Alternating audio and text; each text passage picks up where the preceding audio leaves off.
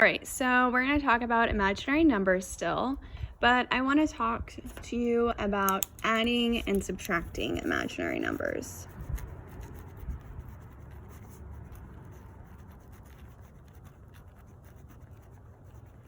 So let's say we have 5i plus 3i. Well, you would just treat it like a variable in a way. 5x plus 3x would be 8x. So 5i plus 3i is 8i. All right, well, what if we have 10i minus 2i plus 6i? Oh, let's get a little crazy. Again, you just treat it like a variable. 10 minus 2 is 8, and 8 plus 6 is 14. So this would equal 14i. So when you add and subtract imaginary numbers, you can treat them essentially the same as a variable, like x, 5x plus 3x, 10x minus 2x plus 6x. Okay, it acts the same as a variable when you add and subtract them. All right, multiplying gets a little bit trickier. Let's say we have 5i times 3i. Well, 5 times 3 is 15. I times I is I squared, but remember, I squared is equal to -1. So this is the same as 15 times -1, which is -15.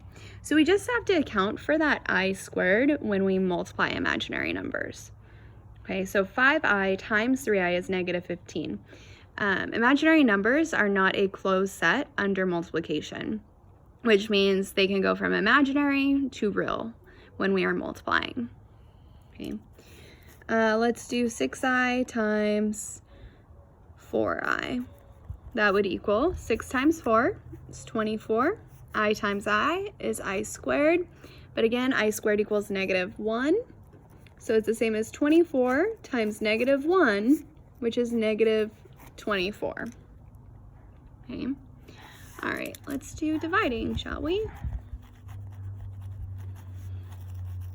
Let's go 6i divided by 3i. 6 divided by 3 is 2. I divided by I is just 1. So it's just 2. Okay, so imaginary numbers are not a closed set under dividing either. What if I had 6i squared divided by 3i though? Well, when we divide, we subtract powers. So 6 divided by 3 is 2. I squared divided by I to the first. Well, 2 minus 1 is 1. So it's just I to the power of 1. So this would equal 2i. Let's do another one. 15i to the third divided by 3i. 15 divided by 3 is 5. I cubed, or I to the third, whoops, sorry. Put a 1 here, not a 2. Okay, 3 minus 1 is 2, so this would equal 5i squared.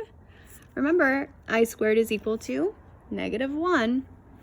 So this would be 5 times -1, which is -5.